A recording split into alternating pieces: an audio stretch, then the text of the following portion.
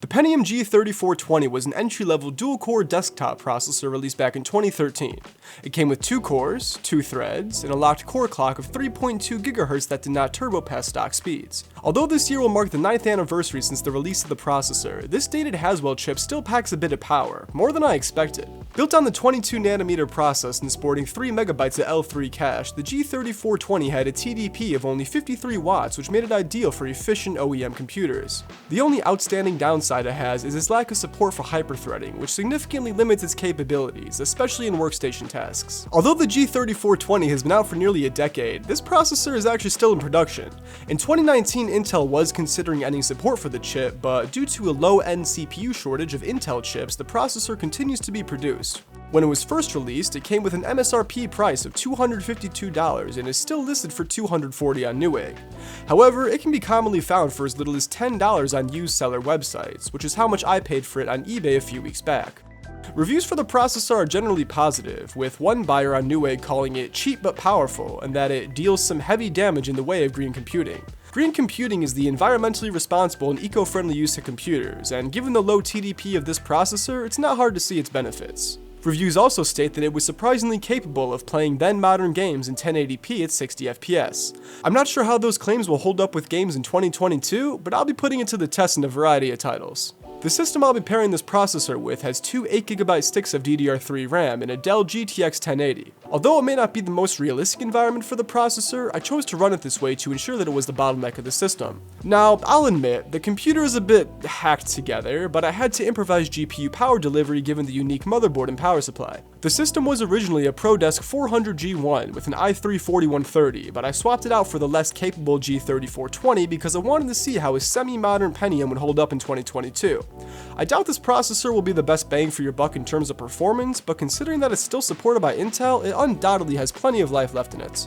My operating system of choice was Windows 7, since it's much easier to run than Windows 10. I ran a few different games and a couple of synthetic tests, and I got a good idea for the performance this chip can offer. Speaking of which, it's about time we get into the benchmarks. The next game I'm going to be running is PlayerUnknown's Battlegrounds. Now that we're on the ground, the performance is looking playable. The frame rate is steadily climbing. When we initially landed, we were getting about 25 FPS, and we just dropped there to 27, but we are around 35, 36 FPS right now. There he is! Boom, boom, come and get it! I go back to the rock! Go, go, go! Can I shoot through trees? You know what? So, can you game on the G3420? Can you play PUBG on the G3420? You know what, honestly, like if you could, and if you're good at the game, you probably could. Anyway, on to the next test. The next game I'm going to be playing is Rainbow Six Siege. I currently have the settings set to 1080p on the medium preset, and I'm gonna hop into a ranked game to see just how playable it is on the G3420. I don't know which map I'm on. It's one of the newer maps, and it's been a while since I played the game. Oh no, I'm already getting shot at. That's not good. Alright, there's only one guy left.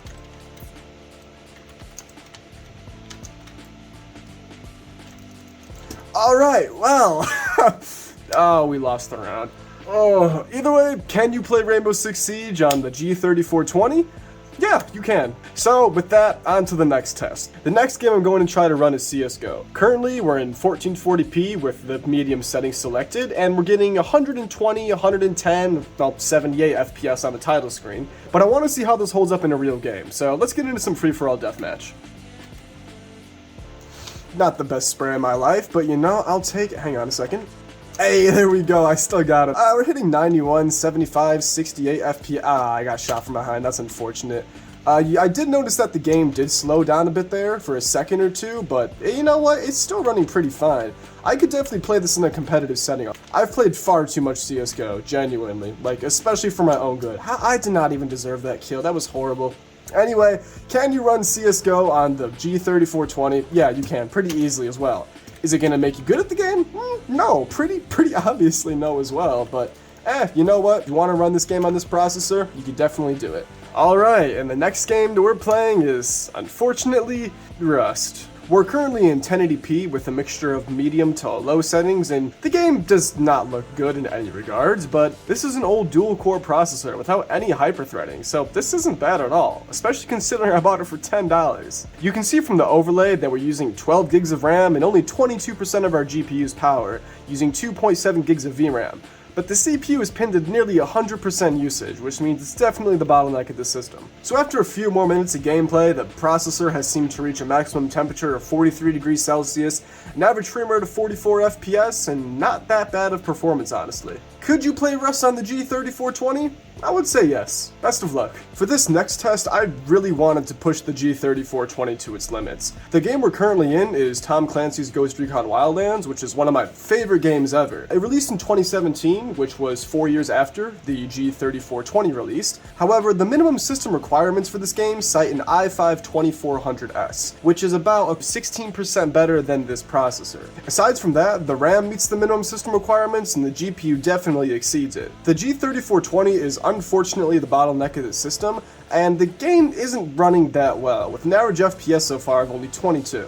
Yeah, this game is a stuttering mess, but then again, what did I expect? It's a very dated processor. We're back in game, this time in 720p, and it's not really performing any better. We're still only getting 21, 28, 17 FPS. It really isn't going too well. You know, in practice, the game isn't too the game isn't too unplayable, as long as you're playing slowly and tactically and stealthily. I wasn't really doing that, but can you run Wildlands on the g3420?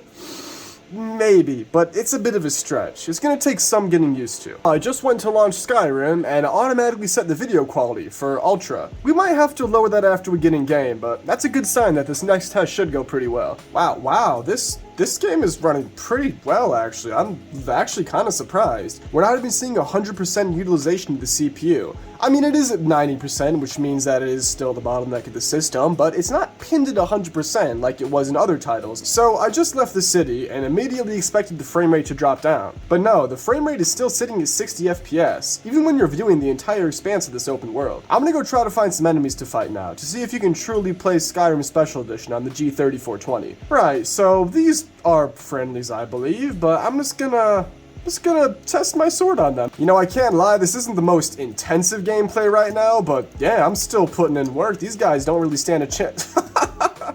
Stop sitting and watch. Oh, I killed it. Oh, okay. I need to not save this game. So yeah, you can play the game. What do you expect? On to the next test. The next game we're going to be testing is Crysis Warhead. Okay, and after clicking the optimize button, Crysis Warhead set itself to the gamer spec. It seems that the gamer spec is the high preset rather than ultra, but you know what? I'll take it. I mean, Crysis Warhead did come out multiple years before the g4320 did, but for a low-end processor, especially for $10, it's not doing that bad at all. It's not really, I mean, we are down to 48 FPS right now as the action has picked up. Oh my god. But the CPU utilization isn't pinned at 100%. You know what? Crysis is playable on the g4320. I'm not sure if you would pair a GTX 1080 with it necessarily, but it can run Crysis for sure. We got an average of 64 FPS after the few minutes I've been playing it for, and it's doing pretty well. So, on to the next test. Alright, so the next game I decided to test is Borderlands 2. We're currently in 2560 by 1440p with a mixture of high and just high settings. Man, I really man,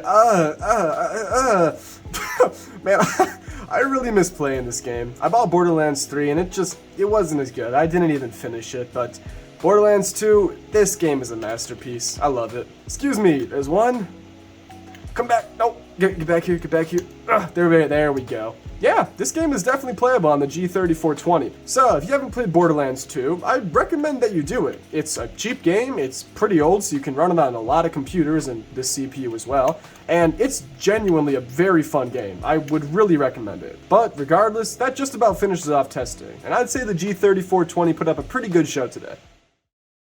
And that just about wraps up the testing. Did it perform as well as I expected it to? More or less. It showed enough capability and enough titles for me to understand why this processor is still kicking around, but it hasn't proven itself a budget king in the slightest. Having only 2 cores without hyperthreading is a major disadvantage, especially considering that for about $15 more you can get an i3-4130 that supports just that. From what I can tell, the G3420 is outclassed in just about every aspect from similar CPUs in the same price range. However, considering that this processor will soon be 9 years old, it still shows some modern capability and has just enough power for a low-end daily driver system. If you're still using one of these chips, I'd recommend exploring potential upgrades, but if you're fine with the performance, then there's no reason to change. Oh, and we also have a community Discord server where we discuss a variety of topics, link in the description. With that, thank you for watching and I hope you enjoyed the video. I've left a few donation methods in the description, and if you want to directly support the channel, that's a great way to do so. If you have any questions or related comments, then leave them below and I'll be sure to respond to it. While you're at it, consider subscribing or leaving a like because it genuinely helps me out. That's about it. Have a great day. Bye.